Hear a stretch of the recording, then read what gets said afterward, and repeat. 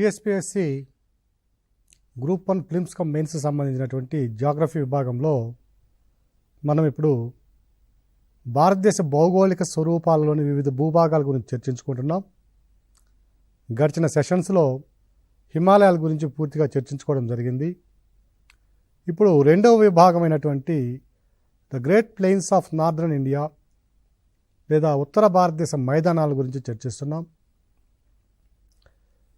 ఇది mains point of వ్యూలో ప్రాధాన్యత కలిగినటువంటి అంశము. ఇక్కడ ఉత్తర భారతదేశ మైదానాల యొక్క ప్రాముఖ్యతను చర్చిస్తూ అవి ఎదుర్కొన్న సమస్యలను గుర్తించండి అనడానికి ఒక అవకాశం ఉన్నటువంటి ప్రశ్న ఉంది. ఇది వీటి ప్రాముఖ్యతను కూడా మనం చర్చిస్తాం. ఫస్ట్ వీటి యొక్క నిర్మాణం ఏ విధంగా జరిగిందో మొదట దీని గురించి పరిశీలిద్దాం. ఉత్తర భారతదేశ మైదానాల యొక్క నిర్మాణాన్ని కనుక మనం పరిశీలించినట్లయితే ఇవి ఎక్కడి నుంచి ఎక్కడి వరకు విస్తరించున్నాయంటే ఉత్తరాన ఉన్నటువంటి శివాలిక్ పర్వతాలు, ఈ శివాలిక్ పర్వతాలు ఎక్కడున్నాయో ఇవి శివాలిక్ పర్వతాలు. తర్వాత పశ్చిమాన పాకిస్తాన్లోని Sulaiman and Kirthar ranges, Sulaiman and Kirthar ranges, Sulaiman మరియు కిర్దార్ పర్వతాలు పశ్చిమాన సరిహద్దుగా ఉన్నాయి. ఇక దక్షిణానికి వచ్చేసరికి ఇది వింధ్య పర్వతాలు, northern slopes of the Vindhyan ranges. ఇక తూర్పునికి వచ్చేసరికి ఇవి పూర్వాచల్ కొండలు. సో ఇదంతా కూడా మనకి మైదానాల కిందకు వస్తుంది, బృహత్తర ఉత్తర మైదానాల కిందకు వస్తుంది, గ్రేట్ ప్లెయిన్స్ ఆఫ్ ఇండియా. దీని యొక్క వయసు ఎంత అంటే 20 to 30 మిలియన్ ఇయర్స్. ఈ ఉత్తర మైదానాలు ఏర్పడినటువంటి వయస్సు 20 నుంచి 30 మిలియన్ల సంవత్సరాల క్రితం ఏర్పడినటువంటి మైదానాలు ఇవి. వీటి యొక్క వైశాల్యం ఎంత అంటే 6,100 వైశాల్యము 7.8 లక్షల చదరపు కిలోమీటర్లు. వీటి యొక్క వైశాల్యము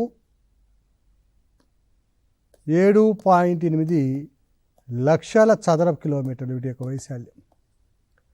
డెప్త్ కనుక చూసినట్లయితే 6,100 మీటర్ల డెప్త్ ఉంటుంది.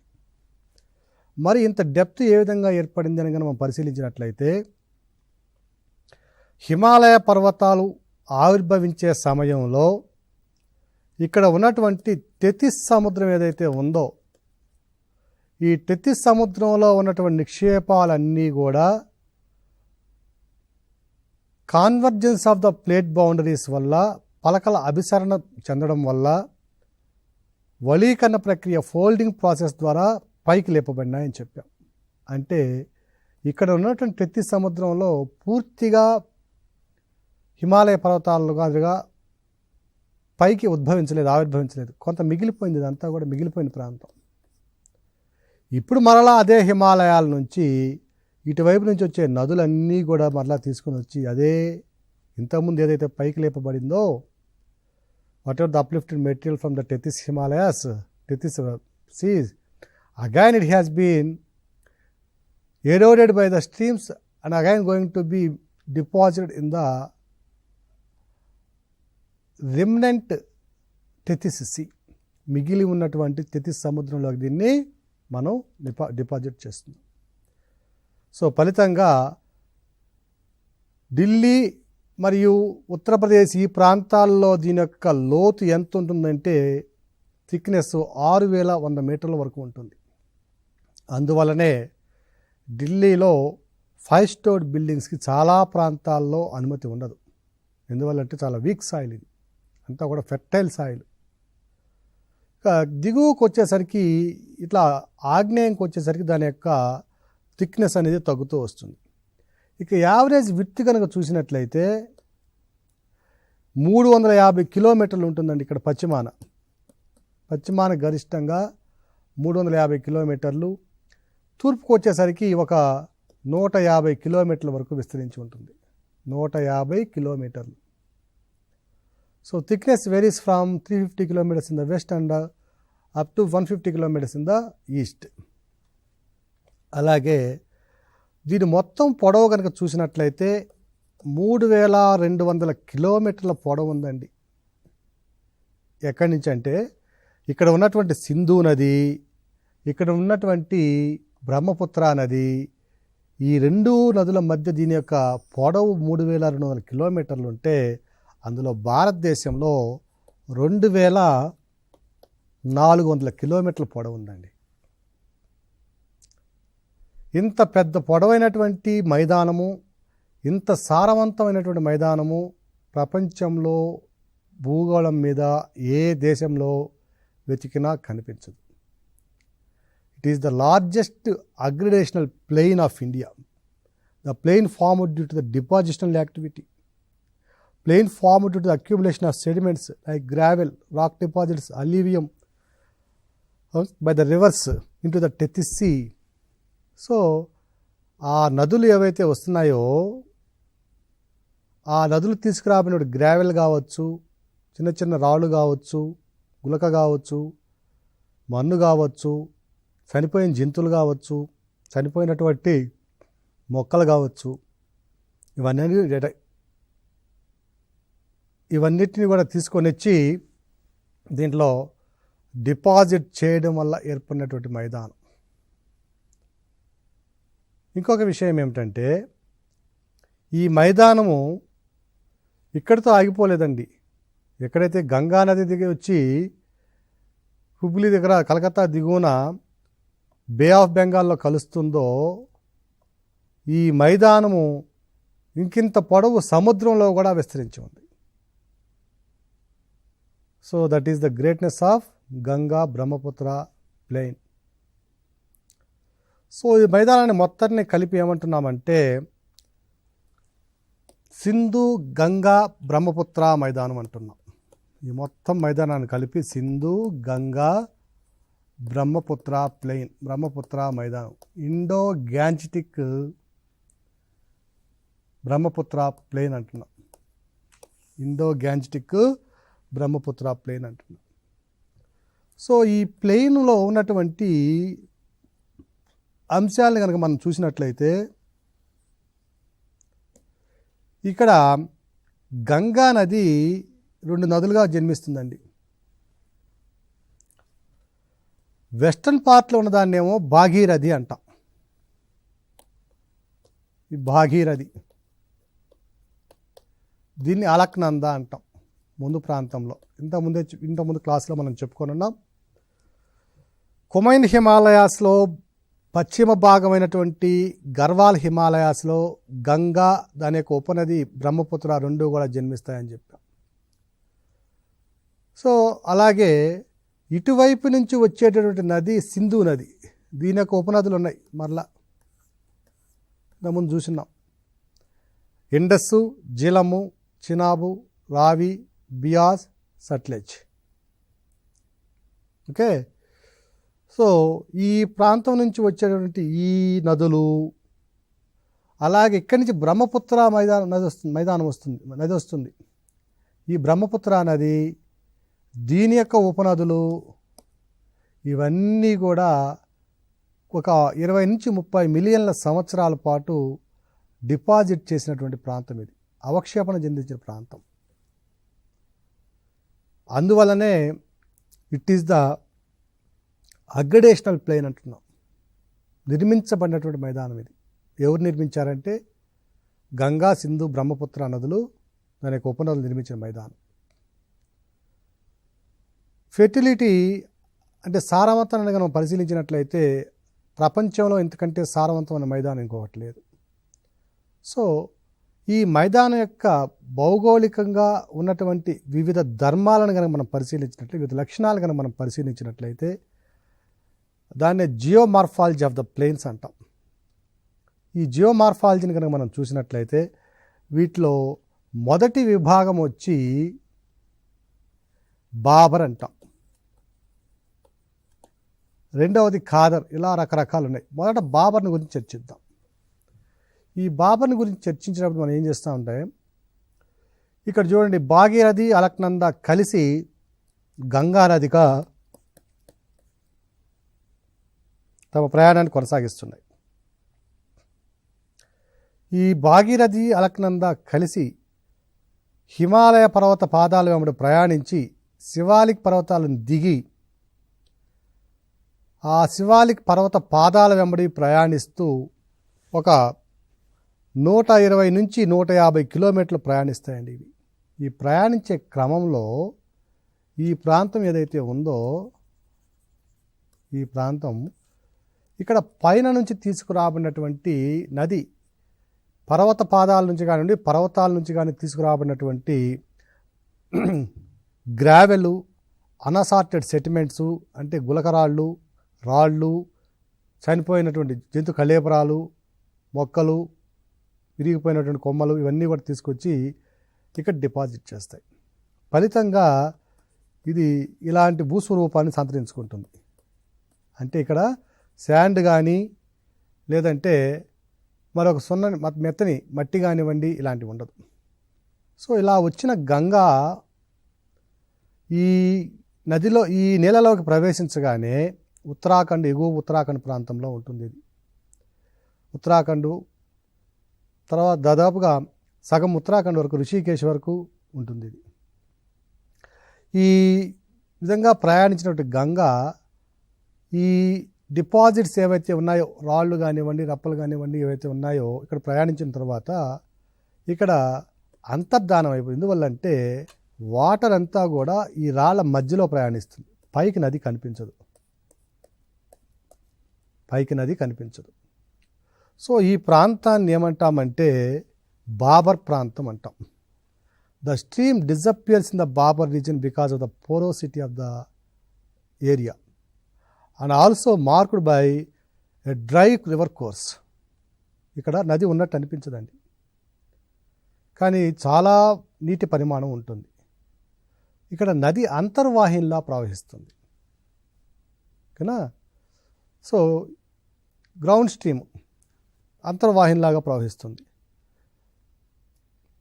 ఈ ప్రాంతంలో కనుక మనం పరిశీలించినట్లయితే పెద్ద పెద్ద మొక్కలండి,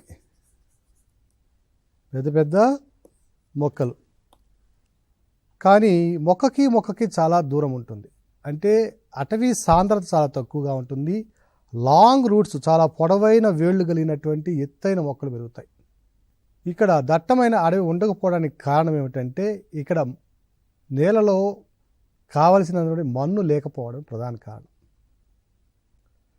సో ఈ ప్రాంతాన్ని ఏమంటున్నామంటే బాబర్ ప్రాంతం అంటున్నాం. ఇక రెండవ అంశము తరాయ్ ప్రాంతం. తరాయ్ ఎప్పుడైతే ఈ స్ట్రీమ్ అనేది ఈ రాళ్ళలో ప్రవహించి కొంత దూరం వెళ్ళిందనక ఈ రాళ్ళు డిసప్పేర్ అయిపోతాయి, కనపడవండి. తరువాత మరలా సాధారణ నేల వస్తుంది. ఒక్కసారిగా స్ట్రీము అప్వెల్స్ పైకి వెళ్తుంది. ఉన్నట్టుండి అకస్మాత్తుగా నీరు పైకి ఉపుకటంతో ఈ ప్రాంతం అంతా కూడా వెట్లాండ్గా ఉంటుంది. తరాయ్ అంటేనే వెట్లాండ్ అని అర్థం, చిత్తడి నేల అని అర్థం. సో ఈ వెట్నెస్ అనేది చాలా ఎక్కువగా ఉంటుంది ఈ తరాయ్ ప్రాంతంలో. ఫలితంగా ఇక్కడ ఏమవుతుందంటే చిత్తడి నేలలు ఏర్పడడం వల్ల చాలా దట్టమైనటువంటి అటవీ సాంద్రత ఏర్పడుతుంది. నేల కూడా ఫెర్టైల్ నేల కావడం, సారవంతమైన నేల కావడం. అలాగే వీటితో పాటుగా మనం ఇంతకుముందు చెప్పుకొని ఉన్నామండి, పశ్చిమం నుంచి తూర్పుకు వెళ్ళే కొలది భారతదేశంలో పశ్చిమం నుంచి తూర్పుకు వెళ్ళే కొలది రెయిన్ఫాల్ అనేది పెరుగుతుంది. ఇక్కడ చిత్తడి నేలలు కావడము ఈ ప్రాంతం అంతా కూడా, అలాగే సారవంతమైన నేల ఉండడము, వీటితో పాటుగా వర్షపాతంలో పెరుగుదల సంభవించడం, ఇంక్రీజ్ రెయిన్ఫాల్, హై ఫెర్టిలిటీ, ఓకేనా, and well developed fertile soils. Because of all these three factors the vegetative cover growth will be very thick. Almost it is a semi evergreen forest. So ఈ విధంగా ఉండడం వల్ల అర్ధసతత హరితారణ్యాలు అనేవి ఇక్కడ ఏర్పడతాయి. ఒకప్పుడు జీవ వైవిధ్యం కూడా అత్యధికంగా ఉన్నటువంటి ప్రాంతం, బయోడైవర్సిటీ అనేది అధికంగా ఉన్నటువంటి ప్రాంతం ఇది. బ్రిటిష్ వాళ్ళు భారతదేశానికి వచ్చి పరిపాలించడం ప్రారంభించిన తర్వాత వ్యవసాయ భూముల మీద ఒత్తిడి పెరగడంతో క్రమేణా ఈ తరాయి నెలలుగా ఉన్నటువంటి అటవీ ప్రాంతాలన్నీ కూడా చదును చేయబడి వ్యవసాయ భూములుగా మార్చబడినాయి. ఫలితంగా జీవ వైవిధ్యం కోల్పోవడంతో పాటు మన అటవీ ప్రాంతాన్ని కూడా కోల్పోవడం జరిగింది. సో ఈ ప్రాంతాల్లో ప్రస్తుతానికి ఏమేం పంటలు పండిస్తున్నారంటే రైస్, వరి, చెరకు, గోధుమ ఈ పంటలను ప్రధానంగా పండిస్తున్నారు. ఇక్కడ కూడా మన ఫిలిమ్స్లో 3 పాయింట్లు ఇస్తాడండి. ఇక్కడున్న పాయింట్స్లో మొదటిది ఏ, రెండవది బి, మూడవది సి. ఈ ప్రాంతంలో ఈ ఏబిసి ప్రాంతాలని వాటి యొక్క పంటల ఆధారంగా జత చేయండి అని అనడానికి కూడా అవకాశం ఉంది. చూసినట్లయితే మనకి ఇక్కడ అభ్యర్థులు గమనించండి, వరి అనేది తూర్పు భాగంలో ఉంటుంది. ఎందువల్లంటే వరికి హ్యూమిడిటీ ఎక్కువ కావాలి. తూర్పుకు వెళ్ళే కొద్ది హ్యూమిడిటీ పెరుగుతుంది, నీటి అంటే గాలిలో ఉండే ఆర్ద్రత పెరుగుతుంది. చెరకు ఇది టెంపరేట్ మన సబ్ ట్రోపికల్లో కానీ ట్రోపికల్లో కానీ పండుతుంది. తర్వాత గోధుమకి రైపనింగ్ టైంలో అంటే పంట హార్వెస్టింగ్ టైంలో కొంచెం టెంపరేచర్ ఎక్కువ ఉండాలి. దానితో పాటుగా విత్తే సమయం కూడా నెమ్మదిగా విత్తాలి, అంటే రబీగా విత్తాలి.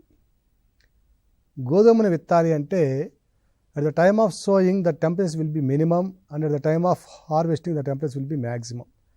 పశ్చిమానికి వచ్చేసరికి ఈ ప్రాంతంలో ఉష్ణోగ్రతలు చాలా తక్కువగా ఉంటాయి. శీతాకాలంలో ఒక 10 నుంచి 15 డిగ్రీలు. That is the most favourable temperature for the sowing of wheat crop. So ఈ టైంలో మాన్సూన్స్ అయిపోయిన వెంటనే ఉన్నటువంటి చెమ్మతో నేలలో ఉన్నటువంటి తేమతో విత్తితే గోధుమలు వస్తాయి. కాబట్టి గోధుమలు ఎప్పుడు కూడా పశ్చిమ భాగానుంటే అంటే పశ్చిమ ఉత్తరప్రదేశ్, పంజాబు కన్నా హర్యానా ఈ ప్రాంతంలో ఉంటే మధ్య ఉత్తరప్రదేశ్ అంతా కూడా వరి ఉంటుంది. మధ్య ఉత్తరప్రదేశ్ అంతా కూడా చెరకు ఉంటుంది. తూర్పున ఉత్తరప్రదేశ్, బీహార్ ఈ ప్రాంతాల్లో చెరకుతో పాటు వరిని కూడా అధికంగా పండిస్తారు. సో ఈ విధంగా కూడా మన ప్రశ్నలు రావడానికి అవకాశం ఉంది. సో తరాయి భూములు అనేవి చాలా జీవ వైవిధ్యాన్ని అధికంగా కలిగిన నేలలు. క్రమేణా జీవ వైవిధ్యం కోల్పోయింది. ఎందువల్లంటే అటవీ భూములన్నీ కూడా వ్యవసాయ భూములుగా మార్చబడినాయి. వీటితో పాటుగా ఇంకొక పాయింట్ కూడా చెప్తానండి. ఈ తరాయి నెలల్లో మనం చూసినట్లయితే నేషనల్ పార్క్స్ ఎక్కువ ఉన్నాయి. For example Jim Corbett national park ఉంది ఉత్తరాఖండ్లో. తూర్పునికి వచ్చేసరికి అస్సాంలో కాజీరంగా నేషనల్ పార్క్ ఉందండి. సో ఇక్కడ జీవ వైవిధ్యం అధికం కాబట్టి ఆ వైవిధ్యాన్ని కాపాడడం కోసం నేషనల్ పార్కులు కూడా ఏర్పరచడం జరిగింది. అంటే జీవ వైవిధ్యం లేని దగ్గర కూడా ఉంటాయి, కానీ ఒక ఎగ్జాంపుల్ కోసం చెప్తున్నాను. So Jim Corbett national park Uttarakhand, Kaziranga national park of Assam. అలాగే ఇంతకుముందు చెప్పుకొని ఉన్నాం, ఈ ప్రాంతాల్లో నదుల ద్వారా ఏర్పడిన మైదానాలని డ్యూయర్స్ అని ఇంతకుముందు మన సెషన్లో చెప్పుకొని ఉన్నామండి. వాటిని ఉత్తరాఖండ్లో డ్యూన్లు అంటామని ఇంతకుముందు చెప్పుకొని ఉన్నాం.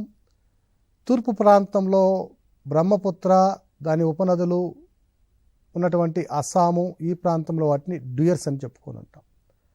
The plains formed by these rivers in the Terai regions are known with dunes and duyers. Dunes are in the western part of the plains and duyers are in the eastern part of the plains. ఇవి రెండవ భాగం. ఇక మూడవ భాగం మైదానంలో ఉన్నటువంటి ఈ గంగా, సింధు, బ్రహ్మపుత్ర మైదానంలో ఉన్నటువంటి వివిధ రకాల భూస్వరూపాలను చర్చిస్తున్నాం మనం. వాటిలో మూడవది వచ్చి బంగర్. బంగర్. బంగర్ అంటే అల్లివియం, అంటే ఒండ్రుమట్టి. ఒండ్రుమట్టిలో కూడా నూతన ఒండ్రుమట్టి అంటే ఈ మధ్య కాలంలో 1 సంవత్సరమో 2 సంవత్సరాలు 10 సంవత్సరాల క్రితం మేట వేయబడిన ఒండ్రుమట్టి ఉంటుంది. కొన్ని వందల సంవత్సరాలు, వేల సంవత్సరాలు, లక్షల సంవత్సరాల క్రితం మేట వేయబడిన ఒండ్రు మట్టి ఉంటుంది. ఓల్డ్ అల్యూవియంని ఏమంటామంటే బంగర్ అంటాం. అంటే పాత ఒండ్రు మట్టి. పాత ఒండ్రు మట్టిని ఏమంటున్నామంటే బంగర్ అంటాం. ఈ బంగర్తో ఫ్లడ్ ప్లెయిన్స్ ఏర్పడుతున్నాయి. అంటే వరద మైదానాలు. ఈ బంగర్ అనేవి ఎక్కడుంటుందంటే వరద మైదానాలనే బంగర్ అంటాం. చాలా విశాలమైనటువంటి మైదానాలు ఇవి. కొన్ని వేల చదరపు కిలోమీటర్ల వైశాల్యం కలిగినటువంటి మైదానాలు, లేదా లక్షల చదరపు కిలోమీటర్ల వైశాల్యం కలిగిన మైదానాలు బంగర్ మైదానాలు. ఓకేనా? ఈ బంగర్ ప్లెయిన్స్ని వెస్టర్న్ పార్ట్లో లేదా వెస్ట్ బెంగాల్లో ఏమంటారంటే బరింద్ ప్లెయిన్స్ అంటాం. ఇది కూడా ప్రిలిమినరీ పాయింట్ ఆఫ్ వ్యూకి ఇంపార్టెంట్. బరింద్ మైదానాలు లేదా బరింద్ ప్లెయిన్స్ అనేవి ఏ ప్రాంతంలో గలవు, ఏ రాష్ట్రంలో గలవు అంటే వెస్ట్ బెంగాల్లో బరింద్ ప్లెయిన్స్ అంటాం. ఓకేనా? వీటితో పాటుగా మరొక పేరు కూడా ఉంది వీటికి, బోరేంద్ర ప్లెయిన్స్. BORANDRA, బోరేంద్ర ప్లెయిన్స్ అని కూడా అంటాం వెస్ట్ బెంగాల్లో.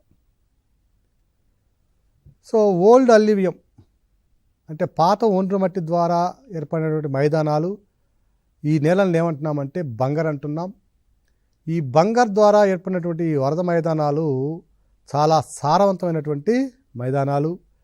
ఈ మైదానాల్లో హిపోపాటమస్, రైనోసార్స్, ఎలిఫెంట్స్ మొదలైనటువంటి అతిపెద్ద జంతువుల యొక్క అవశేషాలు కూడా లభిస్తాయి. వరదలు వచ్చినప్పుడు వరదల ద్వారా చనిపోయినటువంటి జంతువులు ఏవైతే ఉన్నాయో almost all the animals will be carried by the flowing stream, that means the river bodies, and will be deposit over this lines. వీటిని ప్రత్యేకంగా వెస్ట్ బెంగాల్లో బోరేంద్ర ప్లెయిన్స్ లేదా బరింద్ ప్లెయిన్స్ అంటున్నాం. కొన్ని సందర్భాలలో ఈ బంగర్ మైదానాలలో ఎగువ హిమాలయాల నుంచి తీసుకురాబడినటువంటి లైమ్ స్టోన్ మెటీరియల్ కూడా వస్తుంది. హిమాలయాల్లో ఉన్నటువంటి వివిధ రకాలైన నిక్షేపాలు వస్తాయి మనకి కిందకి ప్రవాహంతో పాటు. Based on the density of the eroded material they will be deposit various locations. బాగా అత్యధిక సాంద్రత ఉంటే పైన ఉన్నటువంటి రివర్ కోర్సులో, నదీ ప్రవాహంలో పైననే నిక్షిప్తం చేయబడుతుంది. ఎక్కువ సాంద్రత ఉన్నవి పైన, తక్కువ సాంద్రత కింద నిక్షిప్తం చేయబడతాయి. కొన్ని సందర్భాల్లో కేల్కేరియస్ మెటీరియల్స్ అంటాం వీటిని, like limestone will be deposited by the streams in the Bhangar plains. So Bhangar అంటే పాత ఒండ్రు మట్టి ఉన్న మైదానం ఉన్నటువంటి ఈ ప్రాంతంలో ఏదో ఒక సందర్భంలో, ఏదో ఒక ప్రాంతంలో లైమ్ స్టోన్ లాంటి కేల్కేరియస్ మెటీరియల్స్ ఉన్నటువంటి కనుక నిక్షిప్తం చేయబడితే వాటిని ఏమంటున్నామంటే కంకర్ మైదానాలు అంటున్నాం. కంకర్ అంటాం, కంకర్ మైదానాలు అంటున్నాం. నార్దర్న్ ప్లెయిన్స్లో ఈ కంకర్ మైదానాలు అనేవి చాలా సర్వసాధారణంగా అక్కడక్కడ కనపడుతూ ఉంటాయి. అదేవిధంగా నార్దర్న్ ప్లెయిన్స్లో బంగర్ సాయిల్స్ అనేవి లార్జెస్ట్ పోర్షన్ ఆక్యుపై చేస్తాయి, అత్యధిక వైశాల్యాన్ని ఆక్యుపై చేస్తాయి బంగర్ మైదానాలు. తరువాత నెక్స్ట్ వచ్చి 4వది ఖాదర్ భూమి. ఈ ఖాదర్ కూడా అల్యూమినియే. ఖాదర్కి కంకర్కి ఉన్న తేడా ఏమిటంటే కంకర్ మైదానాలేమో ఓల్డెస్ట్ అల్యూవియం, అతి పురాతనమైనటువంటి ఒండ్రు మట్టితో ఏర్పడింది. ఖాదర్ భూములు ఏమిటంటే నూతనంగా ఈ సంవత్సరమో, పోయిన సంవత్సరమో, 10 సంవత్సరాల క్రితమో తీసుకొచ్చినటువంటి ఒండ్రు మట్టి ద్వారా ఏర్పడినటువంటి మైదానాల్ని ఖాదర్ మైదానాలు అంటున్నాం. మొత్తం మీద ఖాదరు, బంగరు, తరాయి, బాబరు ఈ 4 కనుక మనం చూసుకున్నట్లయితే అన్నింటిలో కల్లా సారవంతమైనది ఏది అంటే కొత్త ఒండ్రు మట్టి ఏదైతే ఉంటుందో అదే సారవంతమైంది. Which are the following division of the Indo Gangetic plain is the most fertile అన్నప్పుడు గంగా బ్రహ్మపుత్ర మైదానంలో క్రింది వానలో ఏది అత్యంత సారవంతమైంది అన్నప్పుడు అది ఖాదర్ మైదానం కనా రైట్. ఖాదర్ మైదానంలో ఆర్గానిక్ కాంపౌండ్స్ సేంద్రియ పదార్థాలు అత్యధికంగా ఉంటాయి. సేంద్రియ పదార్థాలు అత్యధికంగా ఉంటాయి. తర్వాత అదేవిధంగా సేంద్రియ పదార్థాలు అత్యధికంగా ఉంటాయి. కేల్కేరియస్ మెటీరియల్స్ తక్కువగా ఉంటాయి. అంటే కంకర అనేది తక్కువగా ఉంటుంది. ఇంత డెప్త్ పోడు మీకు అయినా కూడా నేర్చుకోండి, పర్వాలేదు. అలాగే ఈ కంకర మైదానాలకి ఖాదర్ మైదానాలకి మధ్యన కొన్ని సందర్భాలలో ఒక ల్యాండ్ ఉంటుంది. దాన్ని ఏమంటామంటే కోల్ అంటాం. కంకర మైదానాలకి ఖాదర్ మైదానాలకి మధ్య ఉన్నటువంటి ఆ భూమిని ఏమంటున్నామంటే కోల్ అని అంటాం. తరువాత 5వ విభాగము రే ఆర్ ఖసర్ ఆర్ ఉల్లార్, ఇట్లా రకరకాల పేర్లతో పిలుస్తారు. 5వ విభాగం ఇది ఏమిటంటే మానవ ప్రేరిత కారణాల వల్ల కానివ్వండి, సహజ సిద్ధమైనటువంటి కారణాల వల్ల కానీ ఏర్పడినటువంటి భూభాగం ఈ గంగా బ్రహ్మపుత్ర మైదానంలో. అంటే వీటిలో లవణీయత దాదాపుగా ఎక్కువగా ఉంటుంది, సెలనిటీ ఎక్కువగా ఉంటుంది. లవణీయత అంటే ఇవి సెలైన్ సాయిల్స్ లేదా ఆల్కలిన్ సాయిల్స్.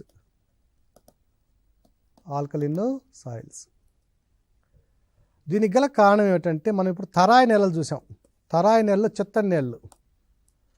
ఈ చిత్తడి నేలల్లో ఎప్పుడూ కూడా నీళ్లు పైకి ఉబుకుతూ ఉంటాయి, బికాస్ ఆఫ్ క్యాపిలారిటీ యాక్షన్. ఈ కేశనాళికీయత వల్ల పైకి నీళ్లు ఉబికి లోపల ఉన్నటువంటి సాల్ట్స్ ఏవైతే ఉన్నాయో వాటిని తీసుకొచ్చి నేల మీద డిపాజిట్ చేస్తాయి. సో ఈ సాల్ట్స్ని పైకి తీసుకురావడం వల్ల, ఎప్పుడు చిత్తడిగా ఉండడం వల్ల వీటిలో కొంత నేలల్లో సమస్యలు ఉంటాయి. వీటితో పాటుగా మానవ ప్రేరిత కారణాల వల్ల గ్రౌండ్ వాటర్ని అత్యధికంగా యూటిలైజ్ చేస్తున్న రాష్ట్రం ఏమిటంటే ఉత్తరప్రదేశ్, యూపీ. ఈ గంగా మైదానంలో మల్టీ క్రాపింగ్ సిస్టమ్ వల్ల అత్యధిక మొత్తంలో భూగర్భ జలాలని ట్యూబ్ వెల్స్ ద్వారా వాడడం వల్ల ఇక్కడ కూడా అదే పరిస్థితి. లోపల ఉండే లవణాలన్నీ కూడా పైకి చేర్చబడ్డాయి. అదొక కారణం.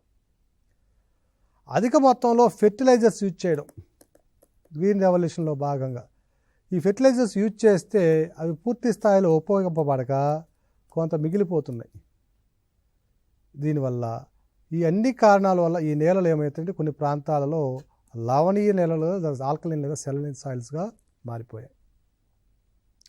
ఫలితంగా ఈ నేలలన్నీ కూడా వ్యవసాయానికి పూర్తి స్థాయిలో ఉపయోగకరంగా లేకుండా తయారవుతున్నాయి. ఆల్కలైన్ సాయిల్స్ గాను సెలైన్ సాయిల్స్ గాను మారిపోయాయి. సో సాయిల్ యొక్క ఒరిజినాలిటీ అనేది కొంత కోల్పోవడం జరిగింది. సో ఈ విధంగా భారతదేశంలో ఉన్నటువంటి గంగా బ్రహ్మపుత్ర మైదానంలోని మనం కనుక పరిశీలించినట్లయితే దీన్ని 5 విభాగాలుగా వర్గీకరించడం జరిగింది. మొదటిది బాబర్ సాయిల్స్, రెండవది తరాయి సాయిల్స్, మూడవది బంగరు, నాలుగవది ఖాదరు, 5వది చౌడు నేలలు లేదా అత్యధిక లవణీయత కలిగిన నేలలు. వీటిని బేస్ చేసుకొని మెయిన్స్లో కూడా మనకు ఒక క్వశ్చన్ ఇవ్వడానికి అవకాశం ఉంటుంది. గంగా బ్రహ్మపుత్ర మైదానం యొక్క భౌగోళిక స్వరూపాన్ని చర్చించండి అని అంటాడు. వాటి యొక్క జియోమార్ఫాలజీని చర్చించండి అన్నప్పుడు ఈ ఆన్సర్ అంతా కూడా రాయాలి. ఇంకొక బిట్ కూడా ఉంది, బుర్ అంటాం. ఇంకొక బిట్ బుర్, బిహెచ్ఈఆర్ బుర్. ఈ బుర్ అంటే ఏమిటంటే వేసవి కాలంలో గంగా నది మరి దాని చుట్టుపక్కల ఉన్న ప్రాంతాల్లో పవన క్రమక్షయం వల్ల లేదా అత్యధికంగా వీచే గాలుల వల్ల ఇసుక మేటలు వేయబడుతుంది. దానిని బుర్ అంటాం. సో అభ్యర్థులందరూ కూడా ఈ విషయాలన్నిటి కూడా మనసులో పెట్టుకొని మెయిన్స్ పాయింట్ ఆఫ్ వ్యూలో కూడా దీని మీద ప్రిపరేషన్ సాగిస్తే మంచిదని అభిప్రాయపడుతున్నాం. ధన్యవాదాలు.